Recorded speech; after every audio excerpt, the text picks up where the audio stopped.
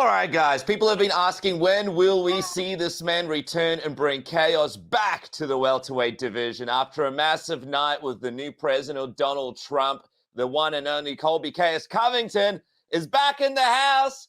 Colby Covington, welcome to Submission Radio, man. I missed you. I missed you too, brother. It's been too long. It's great to catch up and, just excited to get back on the Submission platform and get to talk to the best and real journalist there is in the MMA game. Thank you so much, man. Look, tell me about last night. You got to give us a little bit of a little lowdown. You were there. You were there with the Donald Trump president once again. You guys were there together as the night played on. Tell me a little bit about it. So it was you and Dana White.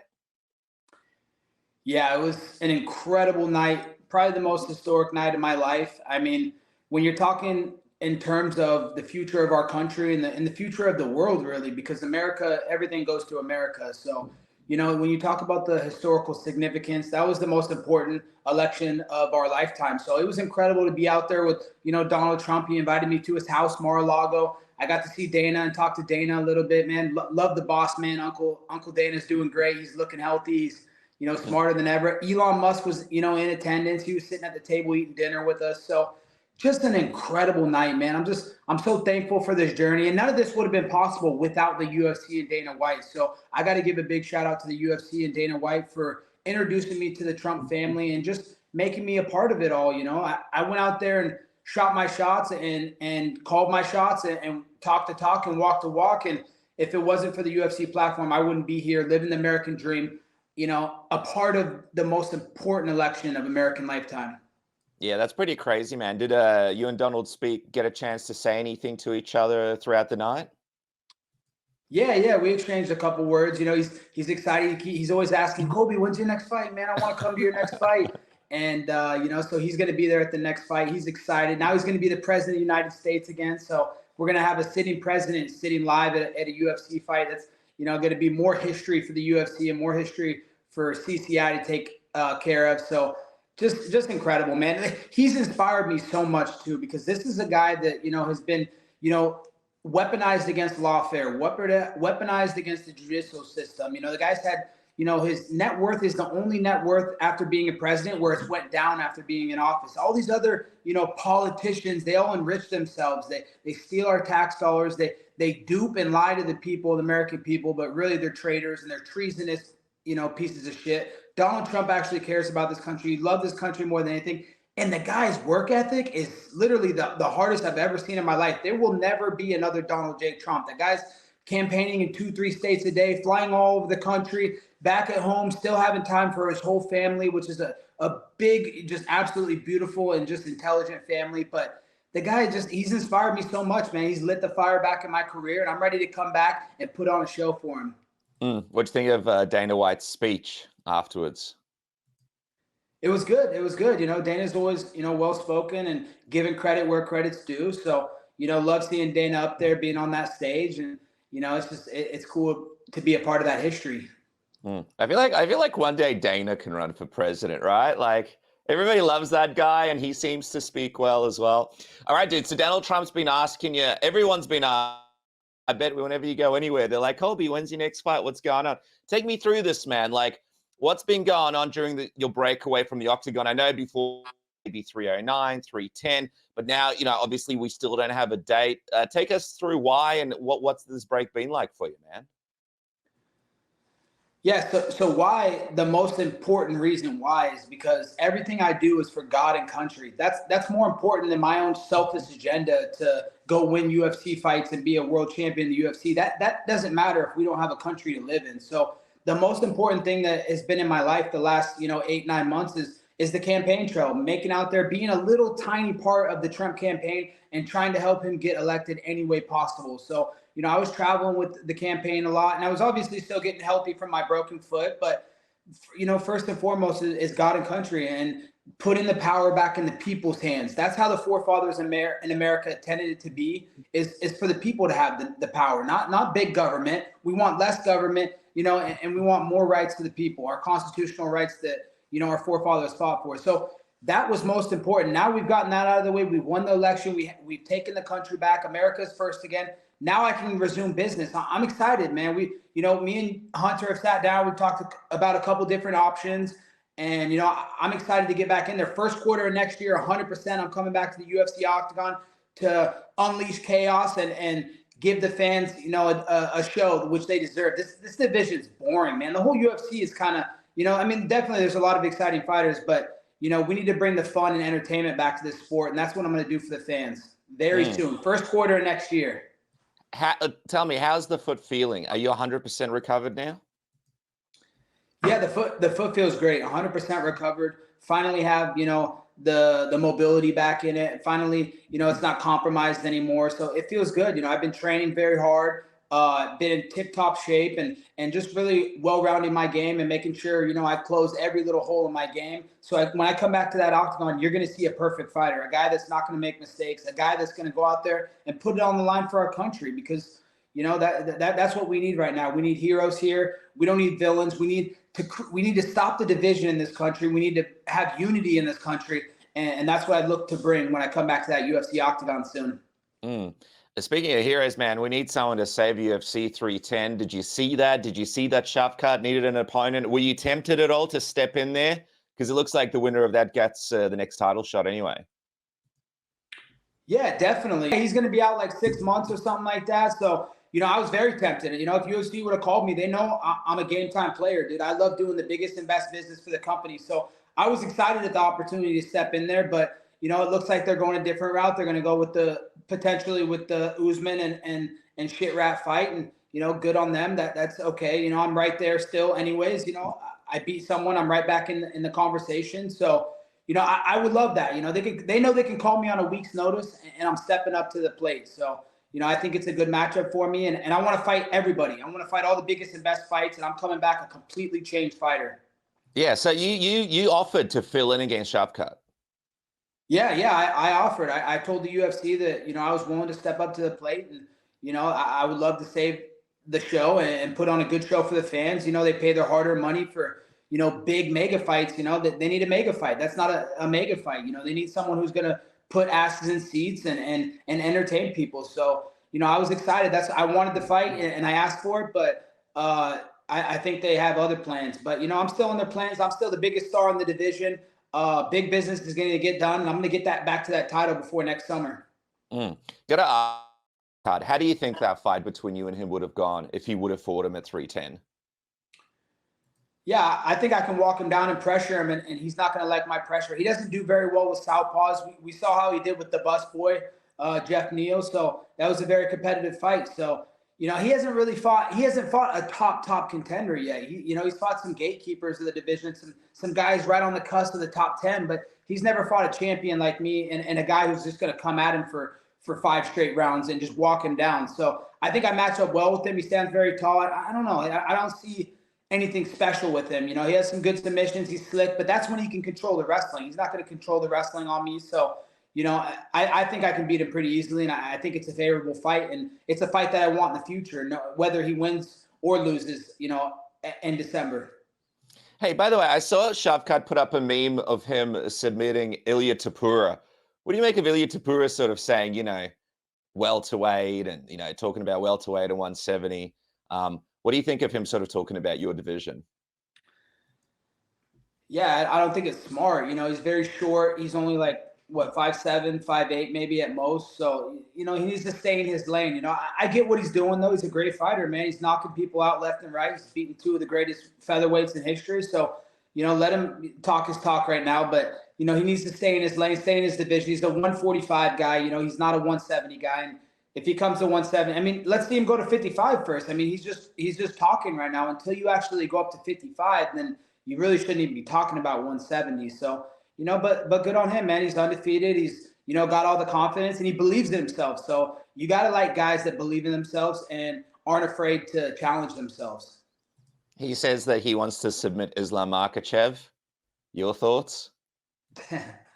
Yeah, we'd all love to see it, but until he goes out there and proves it, then, it's just talk at this moment. So, he has some work to do in featherweight. I know that, he needs to defend that belt a couple times, and then we can start talking about these super fights and crossover fights up a weight class. So, he's got plenty of contenders that are waiting for him, and he's bringing some relevancy back to that featherweight division. So good on him.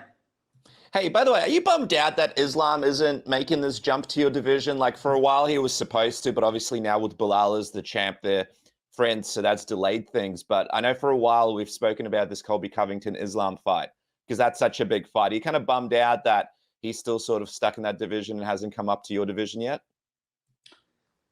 Not really. We saw the same thing with, Khabib. He talked a big game his whole career. Oh, I'm going to go to 170. I'm going to stop cutting all this weight, because both those guys are legitimately cutting chromosomes off their body. Those guys are huge lightweights. I mean, they're bigger than me, and I'm a weight class up. So those guys are walking around 190 plus, probably closer to 200. So, they're just weight bullies, and that's what they do best. And they talk a big game like they're going to come up to welterweight, but they've never actually done it. So, if he wanted to come up and look for big fights, look no further than me. USA versus Russia. This is the biggest fight you could possibly get. I mean, it's a mega blockbuster fight, but I think Islam's all talk, just like Khabib. They're never actually going to come up to welterweight. They're just going to stay at lightweight and throw stones from the lightweight division. I'd love to see you guys fight. I reckon that's a huge fight. All right, and now obviously people have also been asking about this Ian Garry fight, the Tampa main event. We saw he shared a contract. He said your name was on it. He said that you refused to fight him. Whoa. Take me through this whole situation, man. He shared a contract? You sure about that? Well, I'm not sure what he shared. I'm trying to clear that up. What was going on with that? Come on, bro. Don't be putting no fake news out there, my brother. I thought you were better than that. I thought you I'm trying to get a confirmation of what's going on. Tell me, what happened? Is there a contract? What did he share? What happened in the whole situation? Give us some light. He didn't share anything. There is no contract. I mean, if there was a contract, he'd be plastering it over the internet, and the whole world would see it. He'd be rubbing it in his face. This fight has never been talked about. So I don't know why you're saying there's no contract. If there was a contract, he would be showing it. He would be putting it everywhere. He's irrelevant. He hasn't done anything to deserve a fight of this magnitude. So the fight's never been offered. I don't know why he's talking about that. I've been offered 3 other fights. They weren't him. They didn't have his name on it. So there was no contract offered, and he's still a cuck. Are you bummed that I wonder why they wouldn't offer you to you, because Tampa, man, you're the king of Miami. That would have been a great headline for you. Did they say why they didn't want you to fight Ian? Especially with you sort of running that part of America, being the king of Miami?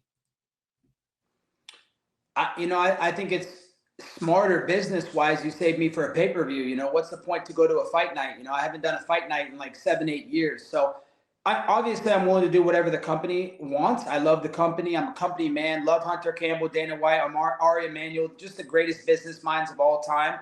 So whatever they want me to do, I'll be willing to do it. But I think, being on a pay-per-view, a main event, big co-main event type spot, I think that makes more sense and kind of something I'm pushing for. And you know what? They are due to come back to Miami soon. So, I know they usually come to Miami the first quarter of each year, and they said they were coming back. So, let's get the king on Miami on the Miami show. Let's make it a spectacle, and let's do some good business. Oh, yeah, man. All right, so there was no contract. Thanks for confirming that. Who were the 3 names the UFC threw your way? Yeah, so, we've been talking about, this fight with Jack Maddalena. I think it makes a lot of sense. He got a big win in my hometown in Miami last time he was out here. So, he has a little bit of a name out here, and, he's undefeated. He's hungry. He's fearless. He's an exciting fighter. So I think that's a fight that the fans will be intrigued with. I think it's a high-level fight. It's a top contender fight that establishes who's the next contender for the belt. So, that's a fight that's out there. Another fight, that's being talked about, that this guy's running his mouth a little bit, which is weird because every time I see this guy, he puts his eyes down and he walks past me like a little bitch. But now he wants to throw stones in the media. I don't know if you've seen Paddy Pimblett. He's been throwing some stones. Have you seen that? Wait, what happened? He's been throwing stones at? What's been going on with this? Yeah, man, he's been running his mouth. He's been running his mouth in the media. He's saying, "Oh, I'll go up to welterweight. I'll fight Colby." So this and that. I mean, of course he wants to come up to welterweight and fight me or Conor. The 2 biggest names in the UFC right now in the welterweight division. So, of course he'd be honored and be lucky to get this fight.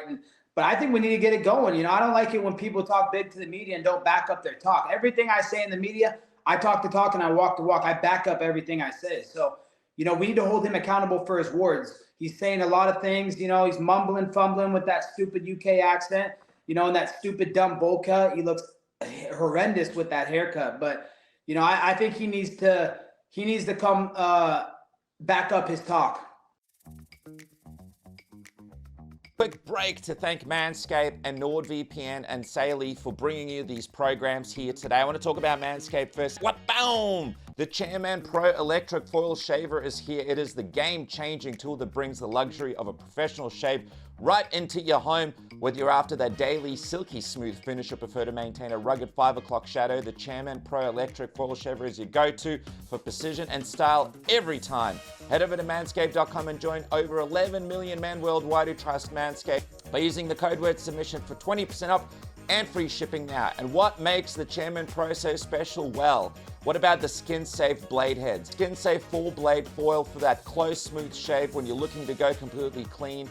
And clean shave isn't your style, that's okay. Just switch to the skin-safe stubble trimmer to keep your stubble looking sharp and polished. Both heads are designed with the skin-safe technology to help reduce razor burn and irritation so your skin feels smooth and comfortable after every single shave. Go to Manscaped right now and use the code word submission. You can use it across the whole website. The Chairman Pro, you can get the Lawnmower 5.0, what about the Beard Hedger, all sorts of great products, 20% off, and you're helping the program, and you get free shipping. That's at Manscaped right now. I also want to welcome SAILY to Submission Radio. What is SAILY? This thing is an absolute game changer. It is a new eSIM service app brought to you by Nord Security, where you can choose several affordable eSIM plans over 160 countries and 8 regions. With SAILY eSIM, you'll always have a connection when needed. If you've ever been lost abroad or badly needed an internet connection with no Wi-Fi spot in sight, you'll understand what a difference a local SIM card can make.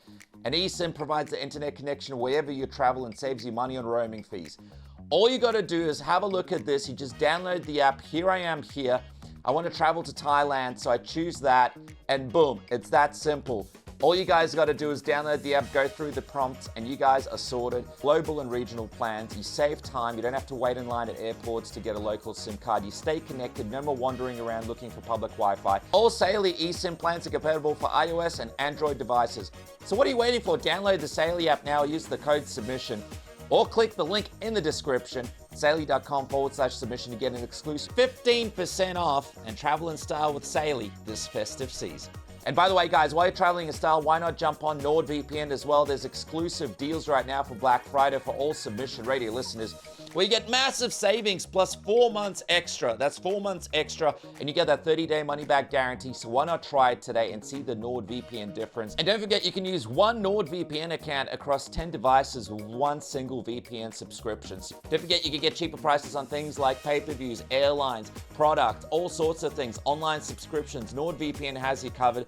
Jump on today and go to NordVPN/submission or click the link in the description below.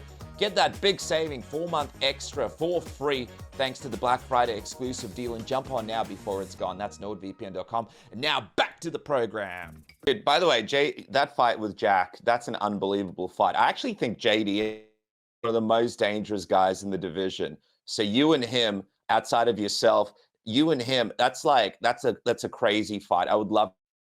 Let me ask you, with Paddy, what's your message to him if he sees this, and what would you do to him in that octagon if he did come up to fight you?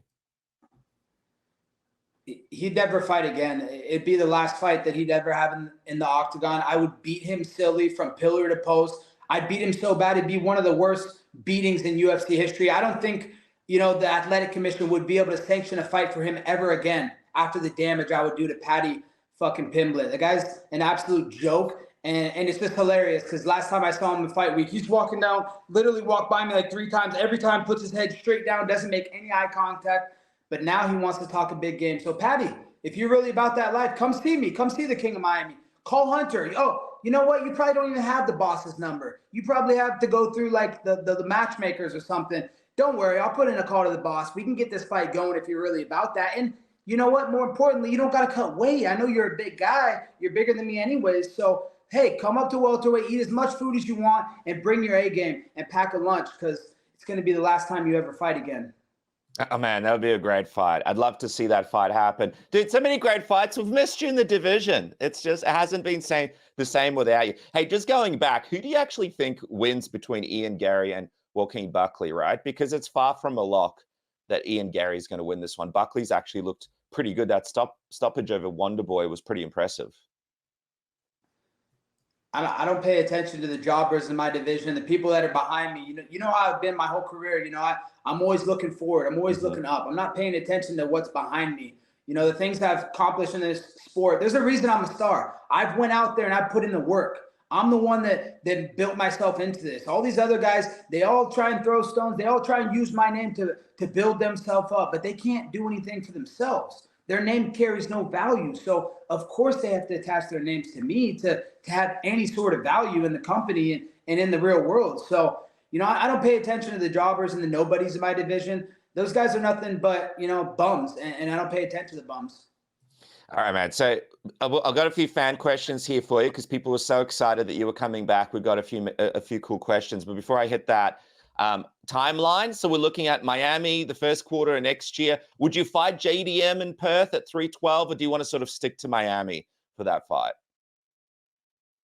I'd like to stay in America. I think America makes sense. I'm America's fighter. We just won back the White House. So, what's the point? Trump's not going to travel all the way to Australia. This thing's going to be a spectacle. Trump's going to be sitting front row with the family. It's going to be a mega fight. Let him get his big spotlight to come out here against finally a top contender and show what he's made of. So, that's a exciting fight. Maybe the Paddy fight, that's a big hype fight.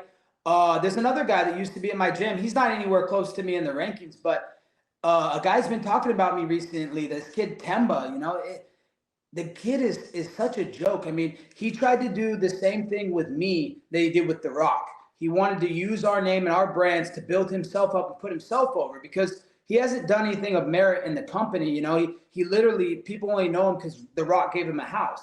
And as soon as The Rock gave him a house, then he started just acting, his ego became so big and he thinks he's the shit now. And he used me the same way he used The Rock. He used me by saying my name in the media. Oh, Colby's getting me dinners. He's such a nice guy. I told him, I specifically said, hey, Tampa, I'm doing this out of my kindness in my heart. Do not mention anything to the media. I don't want this out there. I don't parade around and do nice things for people and then want to advertise that. That's not who I am. That's so fake. You see all these fighters, they go to the children's clinics or they go to some good deed and then they advertise all about it. If you're really a good person, you're doing good deeds, you don't have to show the world that. That's just who you are. So, he really pissed me off by using my name to get clicks and to get all this hype. And then now he wants to bad trash me. So, it's just sad. The guy's pathetic. And, if he makes it up to the top one day, I'm going to slap him right back down. Oh man, I didn't realize. I missed Kemba saying stuff about you. That's a real bummer, dude. Hey, I was gonna say, with Australia, I'm just selfishly trying to get you over here because I'd love to watch your fight down here, and you got so many fans. But I understand. Well, Miami makes sense, and then maybe down the track we could get you down here because you got a lot of fans down here. And speaking of fans down here, man, I've got a ton of fan questions. So I picked one or two out for you because people are so excited that you're coming back on the show. I have a question here from Kevin at Real Kevin K. He just wants to know, what is your best trash talk line ever? So I guess my question to you is, you've had a lot of epic trash talk lines. Obviously, you've had a lot of epic press conferences and moments in the UFC. Do you have a favorite line or a favorite moment that stands out to you from the trash talk that you've sort of created? Yeah, definitely. When I fought Usman the second time, it was one of the most truest, realist, just brutally honest takes that I've ever given, just off the top of my head. And I was honest. And I said, hey, Marty, you couldn't draw money with a green crayon and a white piece of paper. And it was so true. And it's just facts. So to me, that one really stands out. And it has a lot of truth to it. Speaking of Kamaru, man, actually someone asking here in the fan question section, this is Kareem Abdul-Jabbar. He's asking, can we expect to see the Usman trilogy or before they retire? I mean, I guess that's an interesting one. I guess if Kamaru goes out there, beats Shavkat, maybe down the track you guys fight for a third time, or do you think it's all kind of done? You guys have already fought twice. No, I think the trilogy makes a lot of sense. There's still a lot of unfinished business there. you know, every fan when I walked out of Madison Square Garden is like, Colby, you won that fight. Like, you did more damage. You won more rounds. He won one round. He won the second round. That was it. Every other round was mine. So, you know, I do feel like I'm a better fighter than him. The first time, you know, I was poisoned. I had the ref against me, kicked him in the liver. He was about to quit because, you know, his organs were shutting down. They gave him a 5-minute break. I mean, both those fights is just too much controversy. So he hasn't proved he's a better fighter to me. Deep down inside, I know I'm a better fighter than Usman, but, you know, I don't know if the trilogy will ever happen, but if it does, you know, I would welcome it, and I would welcome it with open arms, and I'd be excited for it. I've made a lot of improvements in my game, and I'm a different fighter than when I fought him a couple years ago. So, you know, I encourage the UFC to hopefully make that trilogy someday. I know Dana White's a huge fan of the fights that you guys have had, especially that first one. So I reckon he'd be keen on doing a trilogy down the track. Let me ask you this. Scooter McGavin is asking at JS Scooter 724, has the UFC ever asked you about a fight with Dustin Poirier? That's an interesting one, right? Because we've spoken about it before, but has the UFC ever actually approached you to say, hey, would you actually fight him? Actually got in that far as to try to set it up? Yeah, absolutely. Their plan, they wanted that. They've wanted that for many pay-per-views now for a long time. This feud goes way back. You know, he has a part in getting me kicked out of the old gym, and you know, just a little crybaby with feelings. And then all the things he said, oh, it's on site. When I see you, it's on site. You know, he made all these fake accusations and all these lies up about me, you know, saying I'm a bad person, this and that. No, dude, I'm not a bad person. You're a bad person. You pretend to be a good person on camera, but you're actually a piece of shit off camera. I've seen the way he interacts with fans and like turns down pictures and acts like he's too good for people. You know, another guy like the guy I was just talking about, just the ego got to him, you know, the money, the fame, you know, and it got to his head too much and he forgot who he was. So the UFC has approached me with that fight. That's the fight I was holding out and hoping for, because I know the fans want to see that fight. It's an exciting fight. You know, it'll be literally a hellfire fight. We're going to fight fire with fire. It's going to be an exciting fight. So, yeah, the UFC's approached me with it, but they know I've always been on board. So they've also said, hey, you know, we're not going to waste your time, but we'll come to you once we get Dustin's side done. But, you know, Dustin was even going to get a pay raise double of what he normally gets, and he still turned it down. He said, nah, I'm never fighting Colby. I'm not getting him I'm not going to let him make any money. But no, it's just because he doesn't want to get fucking retired, and he doesn't want to have to live the rest of his life knowing that I beat the shit out of him, because I already did that every day in the gym.